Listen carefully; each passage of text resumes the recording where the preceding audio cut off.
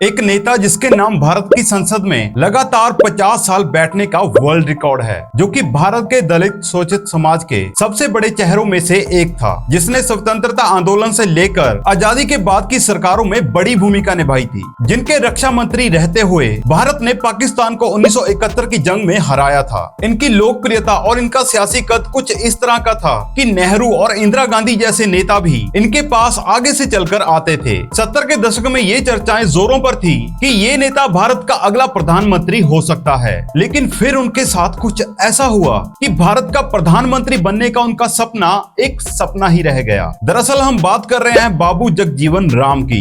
हो सकता है कि आप इस नाम से परिचित ना हो, लेकिन 70 के दशक में बाबू जगजीवन राम एक बड़ा सियासी चेहरा थे। लेकिन अब एक सवाल जो आपके दिमाग में खलबली मचा रहा होगा कि आखिर ऐसा क्या हुआ था जिसके चलते बाबू जगजीवन राम प्रधानमंत्री नहीं बन पाए। तो इसका जवाब ये है कि दरअसल कुछ आपत्तिजनक और अश्लील तस्वीरों के चलते बापू जगजीवन राम प्रधानमंत्री नहीं बन पाए थे। अब ये तस्वीरें किसकी थी और किसके साथ ली गई थी और इनको लेने के पीछे का क्या कारण था, तो चलिए जानते हैं कि पूरा सच क्या था। बापू जगजीवन राम का जन्म 5 अप्रैल 1908 को बिहार के भोजपुर में चंदवा गाँव में हुआ था। उन्हें जन्म से ही आदर से बाबूजी के नाम से संबोधित किया जाता था। उनके पिता शोभा राम एक किसान थे, जिन्होंने ब्रिटिश सेना में नौकरी भी की थी। हालांकि उनकी जल्दी ही मौत हो गई थी, जिसके कारण उनके परिवार को आर्थिक तंगी का सामना भी करना पड़ा था। बाबू जगजीवन राम की पढ़ाई की शुरुआत इंग्लिश मीडियम स्कूल से हुई थी, लेकिन स्कूली जीवन में उन्हें जातिगत भेदभाव का बहुत बुरी तरह से सामना करना पड़ा था। दरअसल उनके स्कूल में उनके समाज और बच्चों के लिए पानी पीने का अलग से बर्तन रखवा दिया गया था, जिसका जगजीवन राम ने जमकर विरोध किया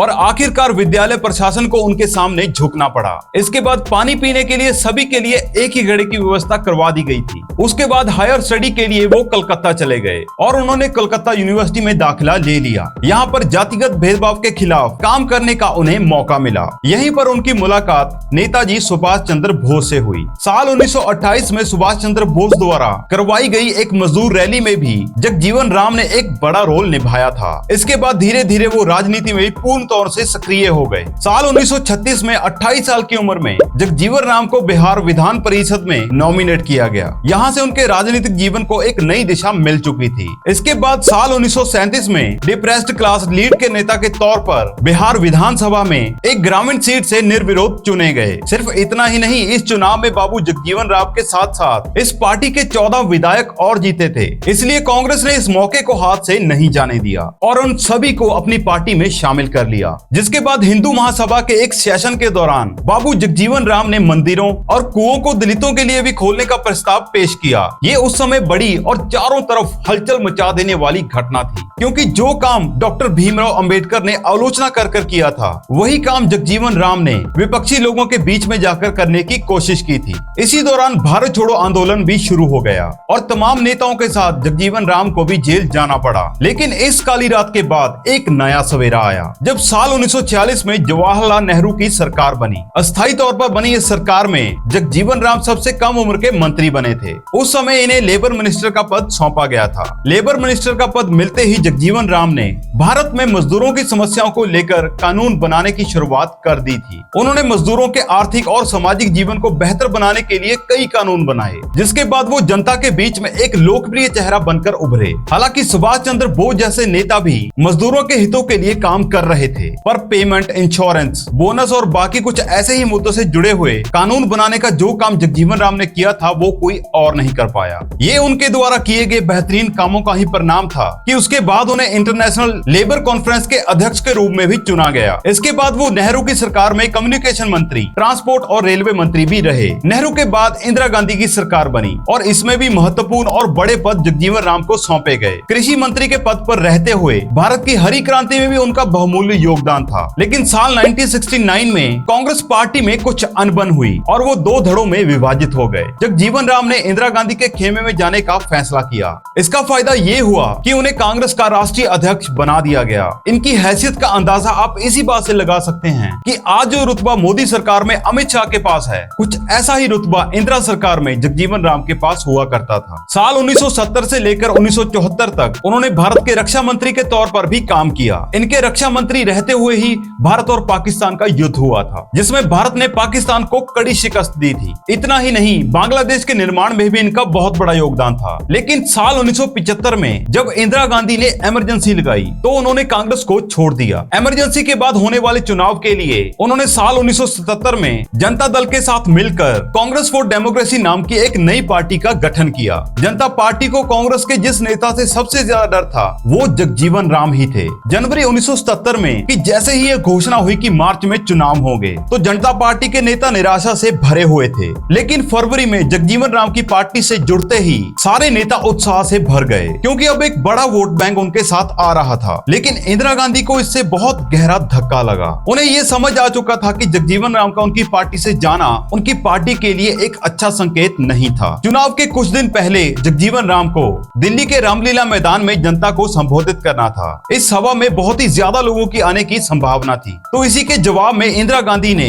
दूरदर्शन पर ऋषि कपूर की नई फिल्म बॉबी को चलवा दिया। कांग्रेस को यह लगा कि जनता फिल्म देखने के लिए घर पर ही रुकी रहेगी, क्योंकि उस वक्त दूरदर्शन पर नई फिल्म का आना एक असंभव सी चीज थी। लेकिन इंदिरा गांधी की ये चालाकी विफल रही और सभा में रिकॉर्ड तोड़ भीड़ इकट्ठा हुई। अगले ही दिन अखबारों में हेडलाइन छपी कि बाबू बीट्स बॉबी, यानी बाबू ने बॉबी को हरा दिया। चुनाव हुए और जनता पार्टी भारी मतों से विजयी हुई। लेकिन प्रधानमंत्री पद के सबसे बड़े दावेदार जगजीवन राम को प्रधानमंत्री नहीं बनाया गया, और वो वजह थी सेक्स स्कैंडल। दरअसल जगजीवन राम के बेटे सुरेश राम की उनकी प्रेमिका के साथ कुछ तस्वीरें सूर्या नाम की मैगजीन में छापी गई थी। इन तस्वीरों में सुरेश अपनी सुषमा नाम की प्रेमिका के साथ शारीरिक संबंध बनाते हुए दिख रहे थे। उस समय सुषमा की उम्र मात्र 21 साल थी और वो दिल्ली विश्वविद्यालय की स्टूडेंट थी, जबकि सुरेश तो पहले से ही शादीशुदा थे और ये उनका एक्स्ट्रा मैरिटल अफेयर था। जैसे ही ये तस्वीरें मैगजीन में आईं, तो इससे इतना बड़ा हंगामा खड़ा हुआ कि सियासी तौर पर उस वक्त के सबसे मजबूत नेता जगजीवन राम अचानक ही बेहद कमजोर हो गए। इन तस्वीरों के सामने आते ही जगजीवन राम की बहुत इंसल्ट हुई और उनका जनता और सरकार को जवाब देना भारी पड़ गया। ये उस समय का सबसे बड़ा पॉलिटिकल सेक्स स्कैंडल था। इस घटना के बाद जगजीवन राम के परवान चढ़ते हुए राजनीतिक करियर को ग्रहण लग गया था। हालांकि इस घटना के बाद सुरेश ने सुषमा से शादी भी कर ली थी, लेकिन इस बात का भी कोई फायदा नहीं हुआ, क्योंकि तब तक जगजीवन राम का राजनीतिक करियर अपने समय के सबसे निचले पायदान पर पहुंच चुका था और वो अपने सबसे बुरे दौर से गुजर रहे थे। कभी उनके आगे पीछे घूमने वाले लोगों ने मुंह मोड़ लिया था। हालांकि उनके इस हालत का जिम्मेदार इंदिरा गांधी को बताया गया है। ऐसा कहा जाता है कि ये सब एक सोची समझी साजिश के तहत किया गया था, क्योंकि जिस मैगजीन में इन तस्वीरों को छापा गया था उसकी संपादक इंदिरा गांधी की बहू और संजय गांधी की पत्नी मेनका गांधी थी। और ऐसा इसीलिए किया गया था क्योंकि इंदिरा गांधी जगजीवन राम के बढ़ते हुए प्रभाव और रुतबे से चिंतित थी। उन्हें अपने राजनीतिक करियर के खत्म होने का डर सता रहा था,